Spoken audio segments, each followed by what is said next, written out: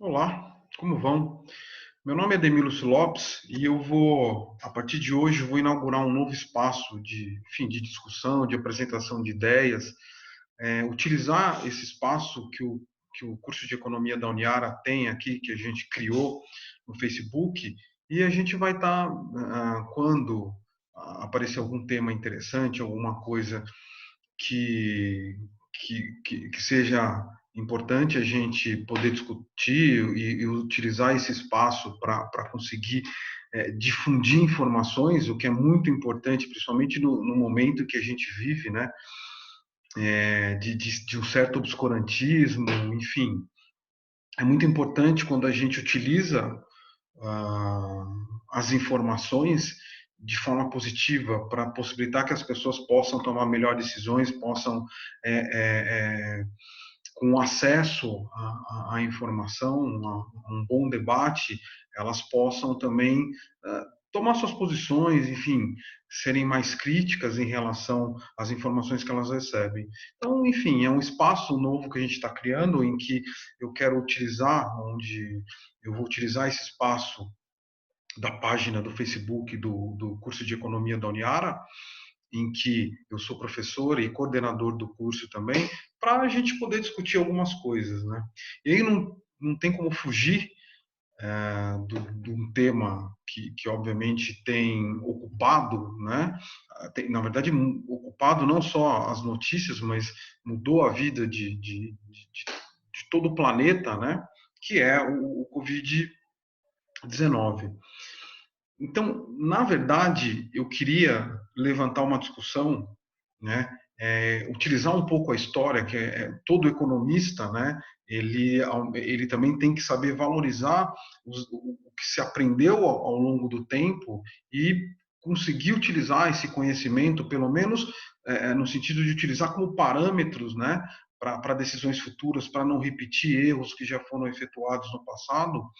Então, eu nessa oportunidade, eu gostaria de apresentar dois artigos que foram publicados, um pelo Fed de St. Louis, né, dos Estados Unidos, né, o Fed, o Banco Central norte-americano, e um outro trabalho foi publicado pelo Robert Barro, economista norte-americano, um economista muito importante, e nesses dois trabalhos eles levantam uma discussão sobre os impactos, né, os possíveis impactos macroeconômicos do Covid-19 sobre a economia mundial, mas na verdade eles vão fazer essa vão fazer essa análise a partir de estudos sobre o impacto da gripe espanhola, né, que assolou, foi a grande pandemia do século XX.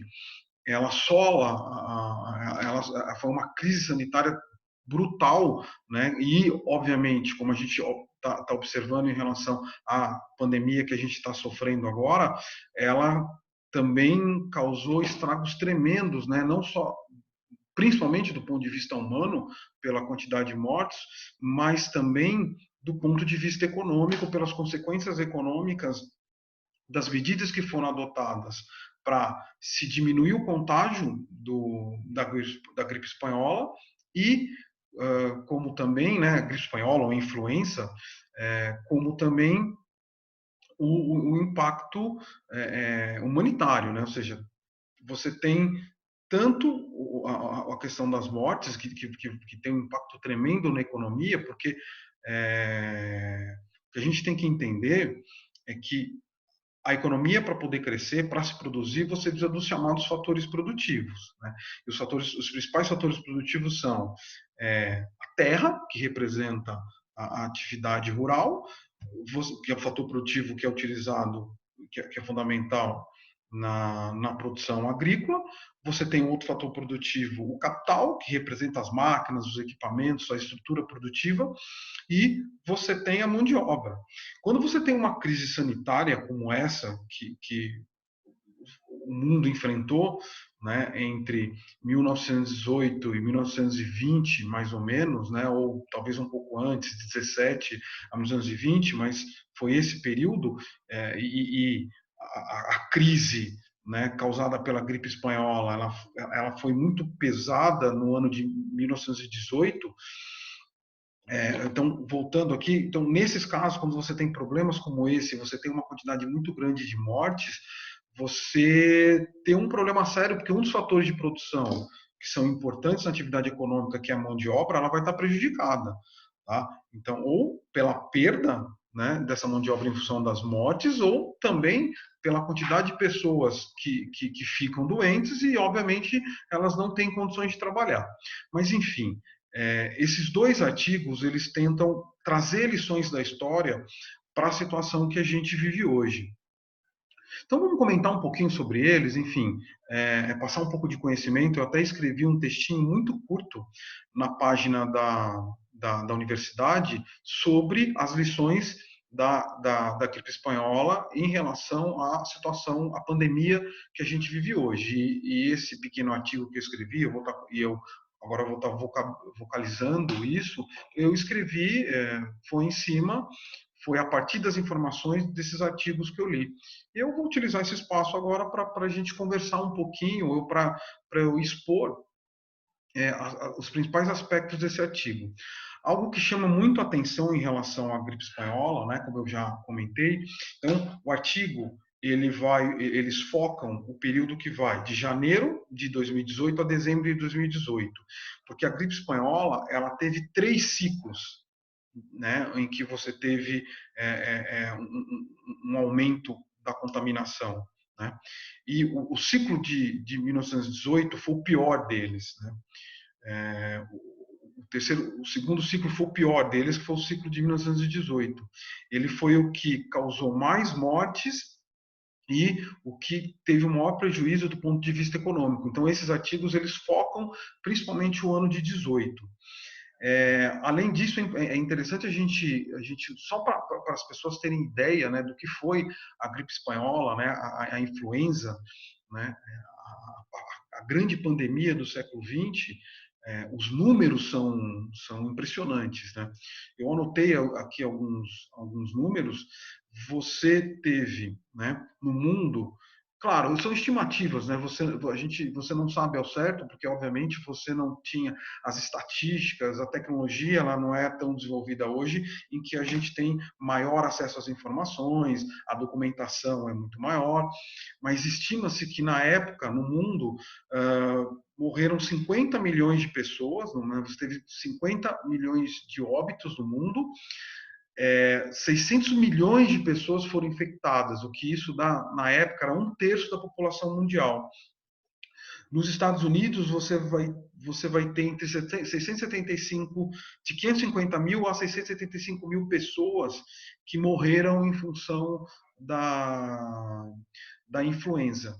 O que, segundo um dos artigos, isso dava, na época, mais ou menos 0,66 da população norte-americana. Então, dá para ver que os números são muito elevados, ou seja, e claramente, e ainda bem, né, que a gente a crise que a gente está enfrentando é grave, mas os números vão ficar muito distantes disso em relação à quantidade de mortes, e aí a gente tem que levar em consideração o seguinte, né, a gente tem que levar em consideração que a população mundial na época era muito menor. Então, e aí dá para imaginar o impacto que essa crise teve no mundo naquele momento. Aqui, eles até colocam que você teve, a taxa de mortalidade foi de 2%.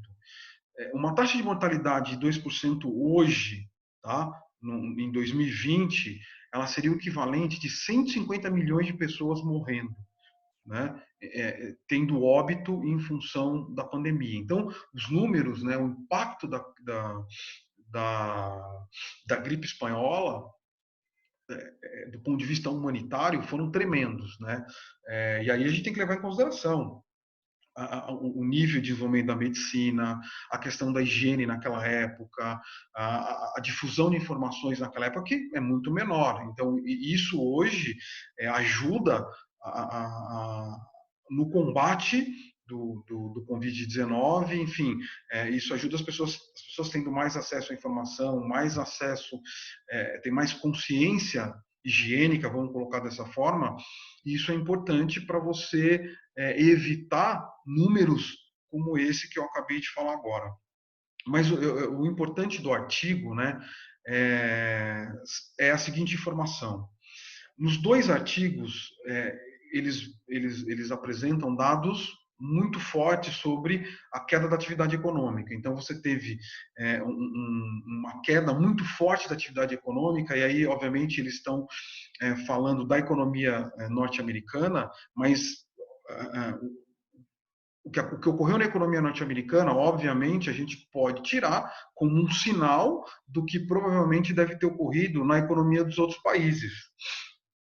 Então, os dados que eles apresentam em relação à economia são muito fortes, ou seja, você teve um bloqueio da atividade econômica, né, pelas mesmas questões que a gente está vendo hoje, porque os países também tiveram que adotar medidas como essa que estão sendo adotadas de distanciamento social, e aí, obviamente, as medidas de distanciamento social, elas vão ter um impacto econômico, porque você trava a atividade econômica de uma hora para outra, e aí você tem a maior parte, fora um ou alguns setores, como a gente vê hoje, a maior parte dos setores, eles vão ter que ou fundamentalmente parar de produzir ou produzir bem menos do que se produzia antes. E isso ocorreu naquela época. Então, naquela época, medidas de distanciamento social, fechamento de escola, fechamento de igreja, de estabelecimento comercial, você estabelecer horários específicos de funcionamento de determinadas atividades produtivas. Então, isso levou a uma brutal queda da atividade econômica. E da mesma forma como a gente está observando hoje, né, as consequências econômicas da pandemia, elas afetaram, né, como estão afetando na crise atual, tanto o lado da oferta como o lado da demanda da economia. O lado da oferta é em função do que a gente acabou de conversar agora, do que eu acabei de falar agora. Você simplesmente, em função das medidas de distanciamento social, você é obrigado a fechar a loja, a fechar as atividades comerciais, você é obrigado, o próprio setor industrial, né, é obrigado a diminuir a atividade em função de uma série de requisitos que passam a ser adotados, né, para diminuir a possibilidade de contágio. Então, no final das contas, você vai ter um choque muito forte da oferta, porque todos esses setores foram obrigados a parar em função das medidas relacionadas à necessidade de você diminuir a atividade econômica para diminuir a contaminação na época do vírus do influenza, né? Para diminuir a difusão ou a contaminação da gripe espanhola. E, por outro lado, do lado da demanda, como a gente também está observando hoje, o que ocorreu naquela época? Você tem um aumento muito forte do desemprego, né? Uma queda da renda das pessoas, né? Desemprego, queda da renda, porque a atividade econômica, obviamente, ela como a gente está vendo hoje, ela foi travada, ela foi completamente. Você teve que dar um cavalo de pau, né, para que a economia, ou para que se pudesse absorver, né, os impactos ou diminuir a contaminação, a difusão do vírus no país, no caso dos Estados Unidos. Então, você tem do lado da demanda, então você tem um desemprego alto, uma queda da renda, porque como as empresas deixaram de produzir, elas vão obviamente despedir, né? Como elas vão ter que diminuir a produção, né? Quando isso ainda foi possível, quando não foram obrigadas a fechar, produzindo menos, você precisa de menos empregados e isso obviamente vai gerar desemprego.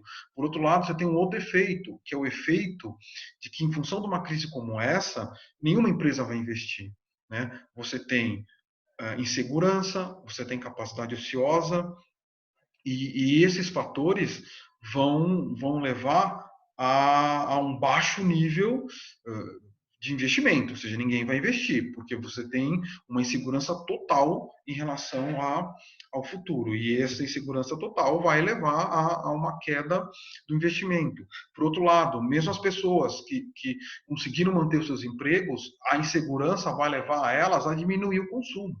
E esse consumo vai diminuir por uma questão prática, né, porque você tem uma série de medidas restritivas, né, e, além disso, você também tem essa questão da insegurança que as pessoas passam a sofrer em função das perspectivas negativas em relação à atividade econômica em função das consequências da pandemia. Então, a pandemia ela vai causar problemas tanto na demanda quanto na oferta, né, que é o que a gente está, infelizmente, a gente está sofrendo hoje. Todos os dados apresentados, né, nos dois artigos, é, aumento do desemprego, você tem queda da atividade industrial, em média, a atividade industrial nos Estados Unidos caiu naquele ano, né, principalmente nos estados mais industrializados lá nos Estados Unidos, teve uma queda de 18% da atividade industrial. Você tem uma queda muito forte também no consumo de veículos, né? O desemprego, como eu falei, tem um crescimento muito elevado. As estimativas em relação ao PIB são de 6 a 8% de queda no PIB dos Estados Unidos. Sem contar também que você também tem alguns problemas em relação ao banco, porque nos próprios bancos você vai ter um aumento muito forte de calote. E a gente sabe que os calotes levam a crises bancárias. Então você tem uma situação, a pandemia, né, isso é inegável, leva a uma situação muito grave em relação à atividade econômica. Né? A atividade econômica ela sentiu. E como a atividade econômica mundial vai sentir hoje, ou seja, os dados que saíram, o FMI publicou ontem uma projeção de queda de 3% no PIB mundial, uma perspectiva de queda de 5,3% do PIB do Brasil, uma queda histórica. Você teve uma ou duas situações em que o PIB caiu perto, né, desse valor de 5,3%. Então, daí a gente vê o tamanho das consequências econômicas de uma pandemia como essa. Voltando em relação à pandemia do vírus influenza em 1918, então você tem uma queda de 6 a 8% do PIB norte-americano. Qual que é a grande informação que esse artigo traz? A grande informação é a seguinte: nas análises que eles fizeram, em função dos dados disponíveis, né, eles chegaram a uma conclusão muito interessante, que a conclusão foi a seguinte: todos, bom, nos Estados Unidos naquela época você não teve um esforço coordenado liderado pelo governo federal. O que você teve foram iniciativas de estados e de municípios. Então a análise que ele faz é uma análise de estados, de municípios, enfim, das consequências que você teve nas atividades econômicas dos estados e municípios, e aí a análise que eles vão fazer em função das consequências econômicas, das medidas que eles adotaram relacionadas à questão do distanciamento social, né, e o impacto disso nas economias do município e dos estados. E eles chegam à seguinte conclusão.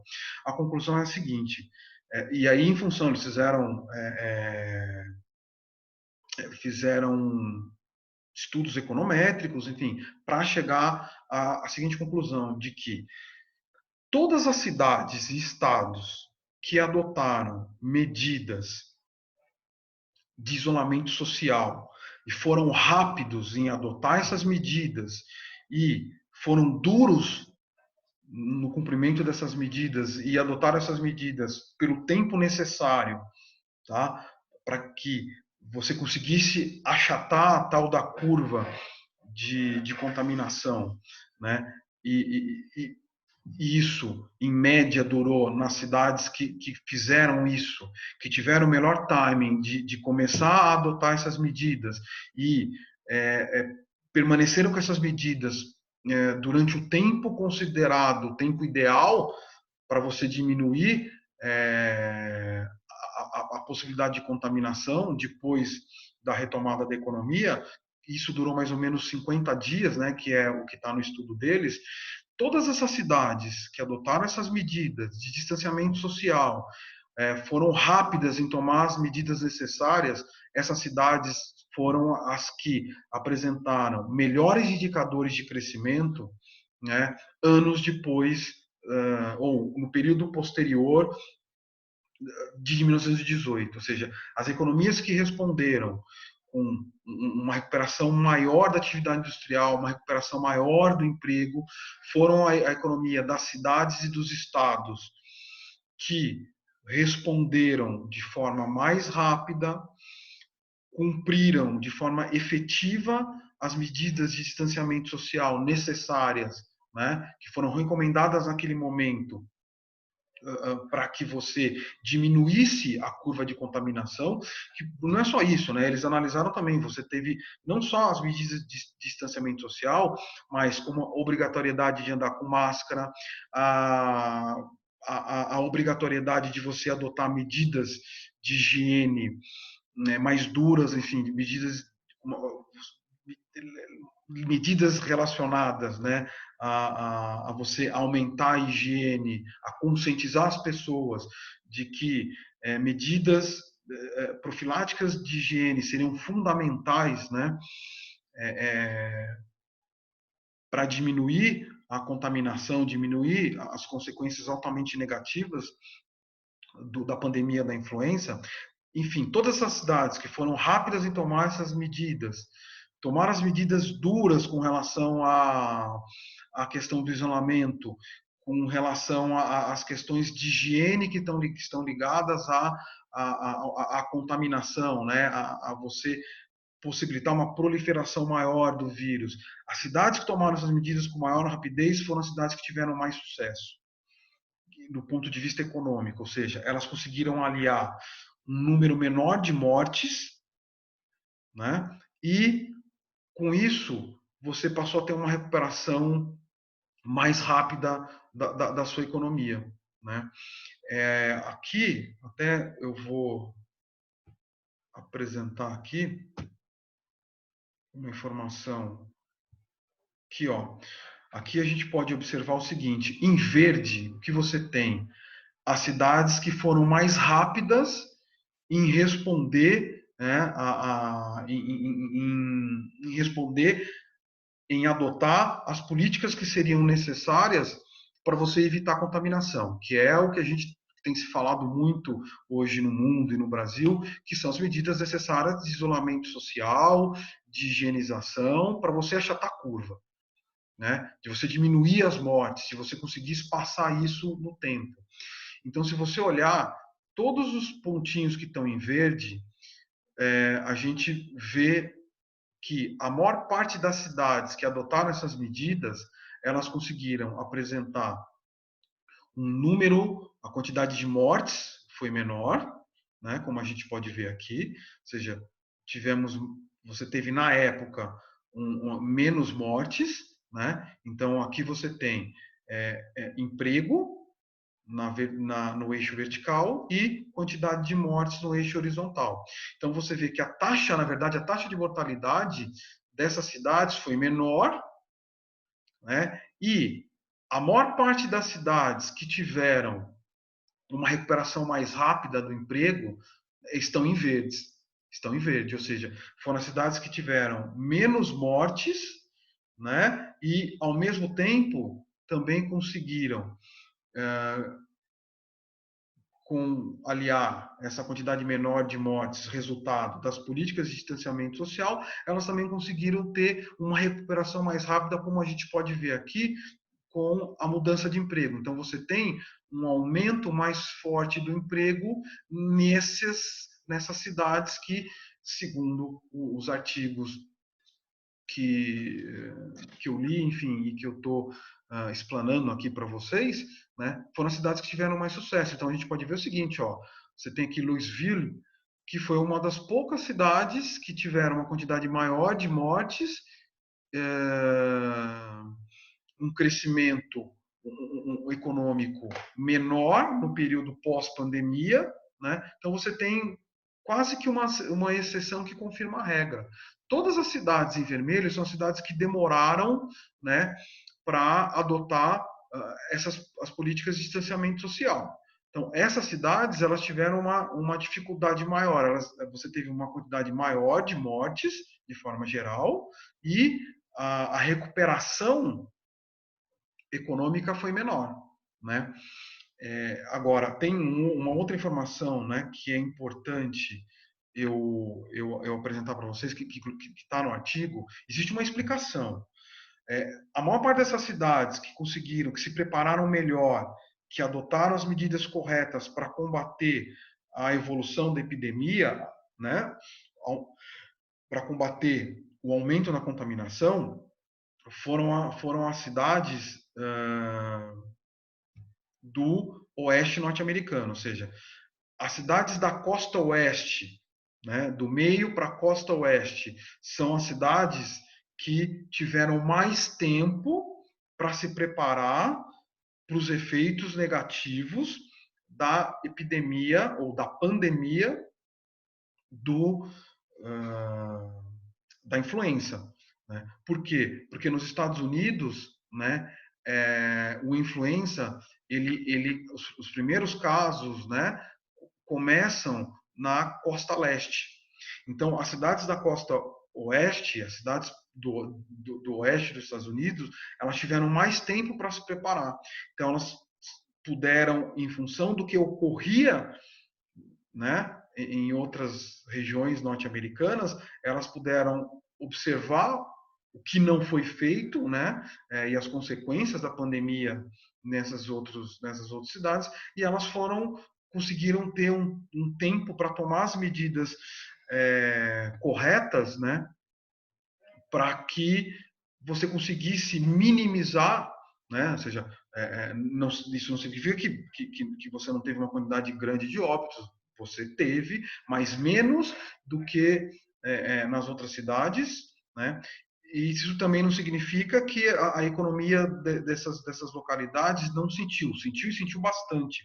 Acontece que a recuperação foi mais rápida. A recuperação foi mais rápida porque você conseguiu preservar, né, um fator de produção, que é o fator de produção, que é a mão de obra, você conseguiu preservar algo que não foi preservado nessas outras cidades.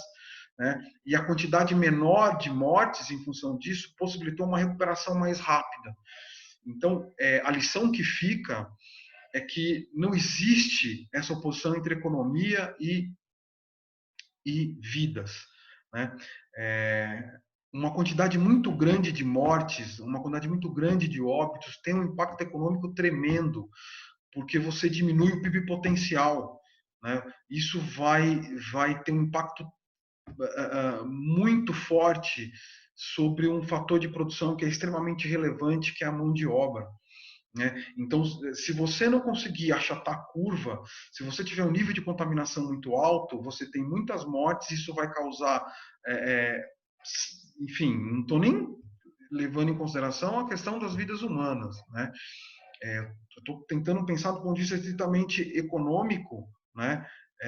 Do ponto de vista estritamente econômico, essas vidas humanas que estão sendo perdidas, isso, obviamente, tem um impacto muito forte na economia. Tem um impacto muito forte, porque é um fator de produção que você está perdendo. As pessoas que ficam doentes são pessoas que também não vão conseguir trabalhar, ou vão ter dificuldade de voltar ao trabalho, às vezes, depois, no momento em que a volta ao trabalho passa a ser possível. Então, você pode ter uma quantidade muito grande de doentes, uma quantidade muito grande de pessoas em UTIs e etc., que vão ficar fora, vão perder a capacidade de trabalho durante muito tempo. Então, o que ocorreu no período da gripe espanhola, o que ela nos mostra é que é fundamental você adotar as medidas de distanciamento social, você cumprir essas medidas, você seguir, né, o que os cientistas estão dizendo, o que eles colocam em função das questões de higiene, a questão da utilização da máscara, ou seja, tudo isso é importante porque a gente minimiza a curva e a gente consegue, achatando a curva, na verdade, a gente consegue fazer com que o nosso sistema de saúde seja capaz de atender essas pessoas. E tem essa outra questão, porque se ocorrer um descontrole, né, dos casos, você aumenta muitos custos em relação à manutenção do sistema de saúde. Você vai colapsar esse sistema e isso tem também impactos econômicos. Então, o que fica aqui é o fica em casa, né? Basicamente é isso. Então, eu é um espaço que está começando. Eu agradeço aqui a quem guardou um pouquinho do seu tempo para ouvir o que eu tenho para falar. Prometo que nas próximas vezes a gente vai melhorar, porque é o início, né? Então, no início, a gente ainda escorrega nas palavras, enfim.